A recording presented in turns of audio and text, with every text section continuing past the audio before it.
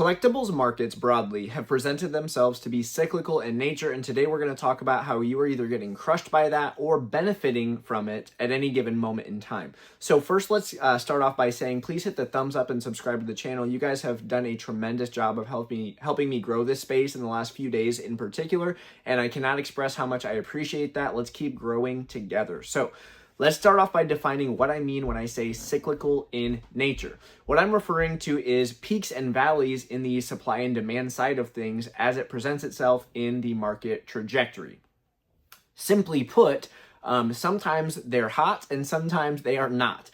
So there's quite a big fall off in between these giant spike or demand influx periods, as we've seen in something like Pokemon particularly, but I will provide some references in other markets or allude to them to provide further context for anyone who may disagree with me. And if you're one of those people, feel free to drop a comment down below and we can have a civil conversation and discuss that there. I've got to say too, though, I'm not one to stop and talk about the weather or whatever in the middle of a video, but this is a J. Cole album drop weekend, and if you haven't had a chance to listen to that, do so. I think Bus Road Blues is the best track on the album. Comment down below what you think yours is. So starting with Pokemon, let's say, if we take a look back at things like Pokemon came out the gates swinging back in the Wizards of the Coast era. There's a lot of demand. There's some scalping going on at that time when base set, jungle, and fossil were first dropping. And then things really started to cool off during the transfer of ownership between Wizards of the Coast and the Nintendo EX era. If you are unfamiliar with that, basically Wizards of the Coast ownership was transferred, or I guess the processing ability of the IP of Pokemon from WotC to Nintendo. And with that came just a little bit of a depletion of demand, and that actually lasted between 10 and 15 years from the EX era through things like Diamond and Pearl, Heart Gold, Soul Silver, Call of Legends, and then also into Black and White. Things eventually started ramping back up, specifically related to Pokemon cards during the Pokemon Go boom, and that kind of rose the whole ship of the IP, transferring over into the cards, video games, etc. Now, before I go any further and discuss the market cycles that took place between Pokemon Go and now, which I will do in great detail, let's talk about some other IPs to anyone who might be skeptical. So if we take a look at Magic the Gathering, again, we've seen massive ebbs and flows of demand in that, which I won't describe in as much detail because I'm not quite as knowledgeable. On a similar vein, every so many years you hear about some crazy Superman or Batman comic selling for a new record high price after not hearing about that side of the market in ages, right? Same thing happens in sports cards. Every few years, a new, Logo Man drops and is found and is graded. A new Honus Wagner is uncovered, sets a new record sale price, etc.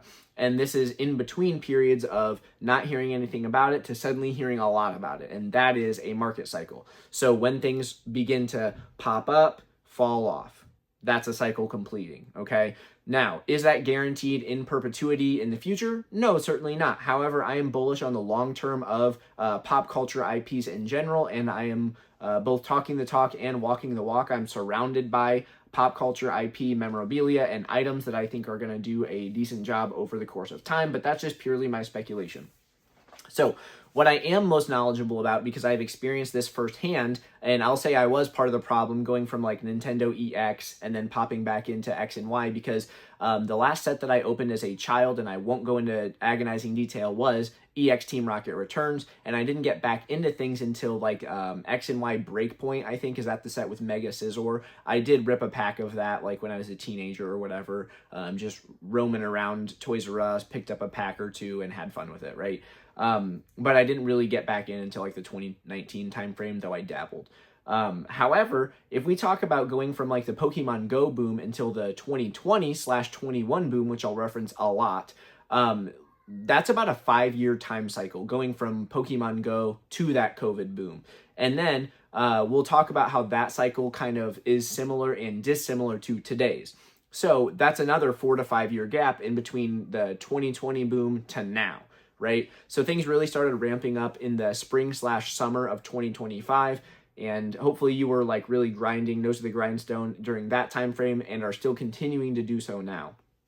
So To provide some additional context, the 2020 boom really launched off with vintage initially, and then we started transferring over through mid-era, and then interest really popped off with ultra modern being Sword and Shield at that point in time when the alt art sets were being produced. And so this current demand cycle is a little bit of like a bookend to that, in reference to the fact that we started with modern and then are now coming back to vintage. And I say that a little bit tongue-in-cheek because I remember back in the 2025 boom when it was first dropping or first like initiating, shout out to Echo-based Collectibles. He was getting rid of like a historically large collection that he had built over the course of his time in the hobby, and he was selling that primarily through Z&G Emporium. And a lot of his cards, the one that comes specifically to mind is his Skyridge Gengar, set a, at the time, record sale price in PSA 10. And things have continued to go in that direction over time. And right now, with what's going on with like golden auctions, for example, we're really seeing an influx in vintage demand. I do still think that there's like meat on the bone in that market, but you know, a little less speculation in this video and more information. So with all of that said, the thing that's interesting about the 2020 timeframe versus now is that also coupled up to a anniversary year or an anniversary set release. And the one at that time obviously was Celebrations, and the huge draw was the Classic Collection, where you could have a chance to pursue reprints with a special stamp and full card texture of some of our favorite, most iconic vintage cards, as well as major playable cards over the course of the TCG's history. That was extremely hot at the time and never really fell off insanely high in terms of people's interest. And what I mean by that is, like, I've always been interacting with Celebrations products. I've been buying and selling the Charizards over this entire course of time, specifically, and then I have some Celebrations cards even now that I'm getting in new collections that come my way.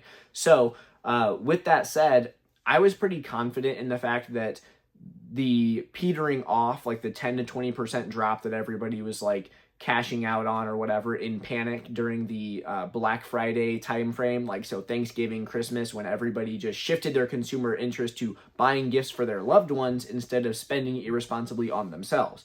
I had a hypothesis that the same thing would occur this time around, and so I continued buying as much as I could during that time frame with the intention of flipping. I set back some higher end slabs, and those sales are starting to be completed now. And whether or not I'm like timing that perfectly, who knows, but they're selling for more now than they were then anyways. So I call that a win. With that said, if we look back at that time frame, 2021, the demand remained pretty high, therefore liquidity remained pretty high through the majority of that calendar year, though towards, again, that like fall time frame, things started to peter out. I'm kind of anticipating a similar thing happening now, but I don't have a glass ball. I can't predict the future. So I'm just like, I have a hypothesis, I have a theory in my head, and I'm acting accordingly, right?